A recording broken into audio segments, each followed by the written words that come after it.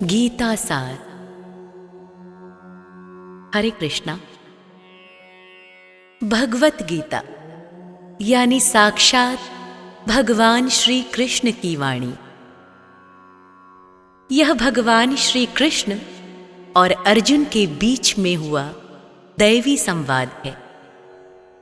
यह संवाद आज से 5000 वर्ष पूर्व कुरुक्षेत्र नामक स्थान पर हुआ।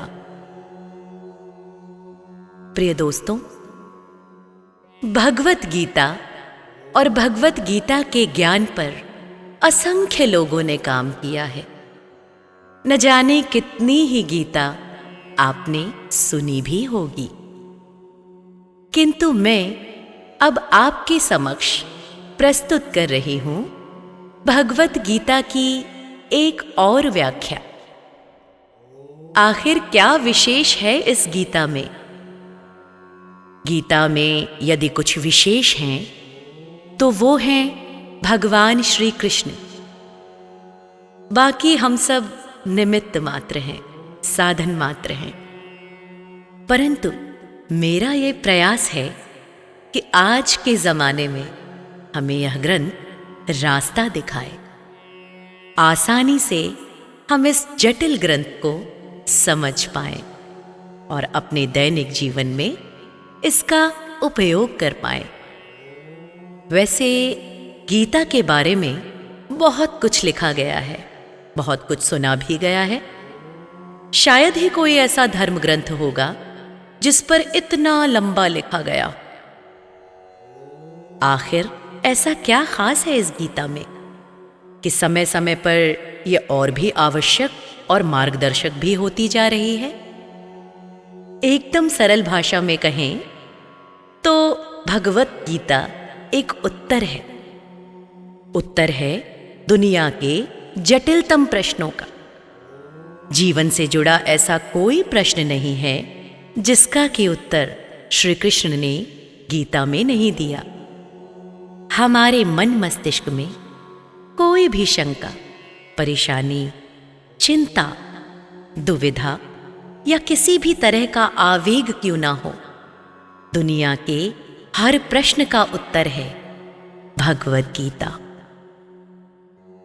कठिन से कठिन प्रश्न जैसे हम कौन हैं, भगवान कौन है, हमें कष्ट क्यों होते हैं, क्या पुनर्जन्म होता है, क्या अन्य ग्रहों पर जीवन है, हम किस प्रकार इस जन्म और अगले जन्म में सुखी रह सकते हैं, हम कैसे भगवत धाम को जा सकते हैं, और न जाने कौन कौन से प्रश्नों का सटीक उत्तर देती है यह भगवत गीता। भगवत गीता में कुल 18 अध्याय हैं और हर अध्याय में वेदों और उपनिषदों का सार है।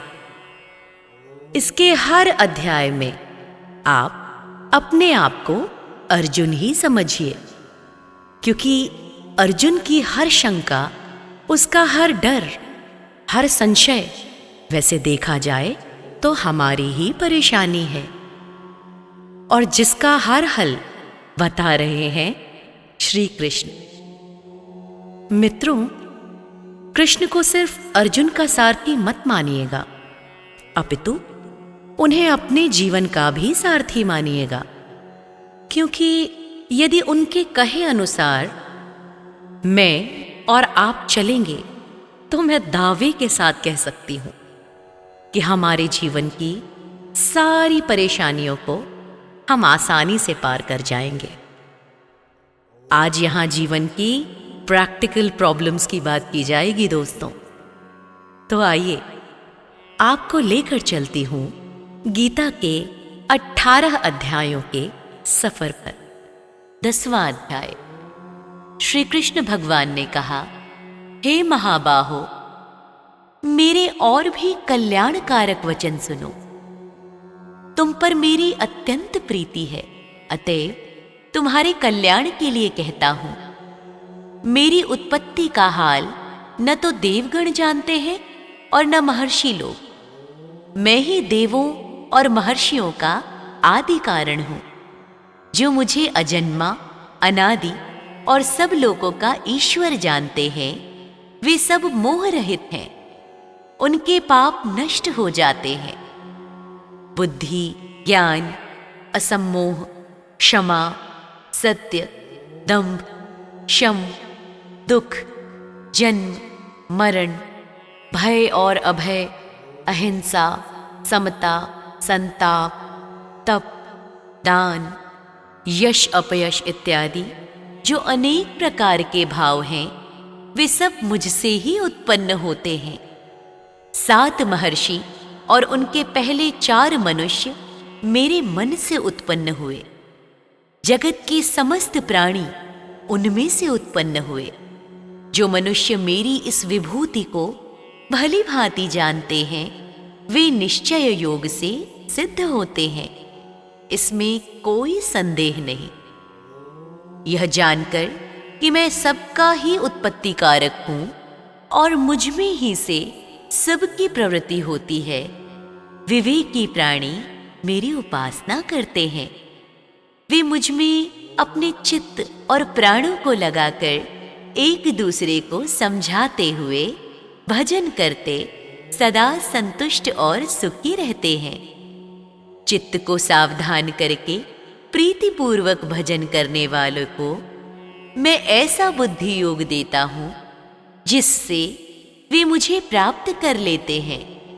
उन पर अनुग्रह करके मैं उनकी बुद्धि में स्थित हो दैदीप्यमान ज्ञान से अज्ञान मूलक संसारी अंधकार का नाश करता हूं। अर्जुन ने कहा, आप परब्रह्म हो, परम धाम हो, परम मित्र, अचल और दिव्य पुरुष हो, आदि देव हो, अजन्मा हो, सन्यासी हो। आपको सब ऋषि, देवर्षि, नारद, अमित, देवज्ञ और व्यास भी ऐसा कह गए हैं और स्वयं आप भी कह रहे हो। हे केशव, जो आपने मुझसे कहा है सो सब मैं सत्य मानता हूं। हे भगवन, देवता और दानव इन दोनों ने ही आपके रूप को नहीं जाना है। हे सबके जीवों के उत्पन्न करने वाले भूतेश, हे देव, हे जगतपते, हे पुरुषोत्तम, आप स्वयं ही अपने मन को जानते हैं। अतएव आप अपनी उन विभूतियों का हाल पूर्णतया वर्णन कीजिए जिनके द्वारा आप इन सब लोकों में व्याप्त हो रहे हैं। हे योगिन, हे भगवान, सदैव आपका चिंतन करता हुआ मैं आपको किस प्रकार से जान सकता हूं? आपका ध्यान किन किन भावों से करना योग्य है? हे जनार्दन, कृपया अपनी माया और विभूतियों को विस्तार से कहिए। इस अमृत रूप की आपकी वाणी को सुनने से मेरा मन तृप्त नहीं होता है। श्री भगवान ने कहा, मेरा विस्तार तो अनंत है, तो भी मुख्य मुख्य विभूतियों को मैं तुम्हें सुनाता हूं। हे गुणकेश, समस्त भूतों के अंतःकरण में रहने वाली आत्मा मैं ही हूं। मैं ही उनका आदि, मध्य और अंत हूं। मैं आदित्यों में विष्णु, प्रकाशकों में अनेक किरणों से भूषित सूर्य, मरुद्गणों में मारीच और नक्षत्रों में चंद्रमा हूं। मैं वेदों में सामवेद, देवों में इंद्र, इंद्रियों में मन और धृत मात्र में चैतन्य मैं ही हूं। मैं रुद्रों में शिव, यक्ष राक्षसों में कुबेर, अष्टवसुओं में अग्नि और पर्वतों में सुमेरु मैं ही हूं। हे पार्थ, पुरोहितों में बृहस्पति, सेनापतियों में स्कंद और जलाशयों में समुद्र मैं ही हूं। मैं महर्षियों में भृगुवाणी हूं, अक्षरों में ओंकार, यज्ञों में जप और स्थावरों में हिमालय मैं ही हूं।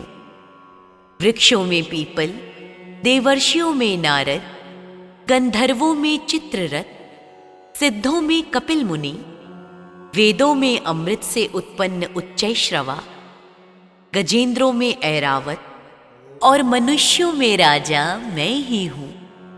शास्त्रों में वज्र, गौओं में कामधेनु, प्रजा की उत्पत्ति करने वालों में कामदेव और सर्पों में वासुकी मैं ही हूं। नागों में शेषनाग हूं, जलचरों में वरुण, पितरों में अर्यमा और शासन करने वालों में यमराज मैं ही हूं। दैत्यों में प्रहलाद, ग्रास करने वालों में काल, मृगों में सिंह और पक्षियों में गरुड़ मैं ही हूं। शुद्ध करने वालों में वायु, शस्त्रधारियों में राम, मछलियों में मगर, नदियों में गंगा मैं ही हूं। हे पार, मैं सब प्राणियों का आदि, मध्य, अंत, विद्याओं में आध्यात्म विद्या और वाद विवादों में वाद मैं ही हूं। अक्षरों में ओंकार, समासों में द्वंद्व, अक्षय को और चार मुख वाला ब्रह्मा भी मैं ही हूं। सबको हरने वाली मृत्यु, भविष्य में होने वाले पदार्थों की उत्पत्ति, स्त्रियों में कीर्ति, लक्ष्मी, वाणी, स्मृति, मेधा, धृति और क्षमा मैं ही हूं। सामवेद में ब्रह्मत्साम, छंदों में गायत्री, मासों में मार्गशीर्ष और ऋतुओं में बसंत मैं ही हूं। छलियों में जुआ और तपस्वियों में तेज, जय उद्योग और सात्विकों में सत्य मैं ही हूं।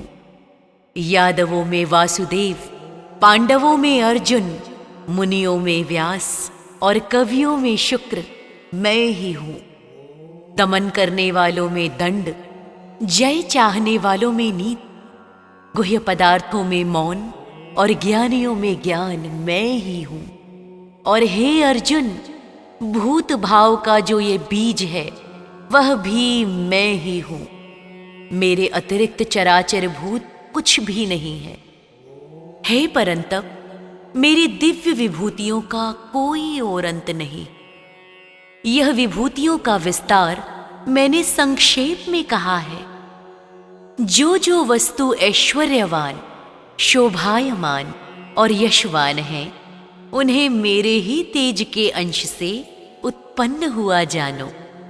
अथवा हे अर्जुन, इस ज्ञान से तुमको क्या प्रयोजन है? यही जान लो कि मैं अपने एक अंश से इस संपूर्ण जगत में व्यापक हूं। इति श्रीमद्भगवत गीता दशमोऽध्याय संपूर्णम्। तो प्रेम से बोलिए भगवान श्री हरि विष्णु की जय। ओम नमो भगवते वासुदेवाय नमः।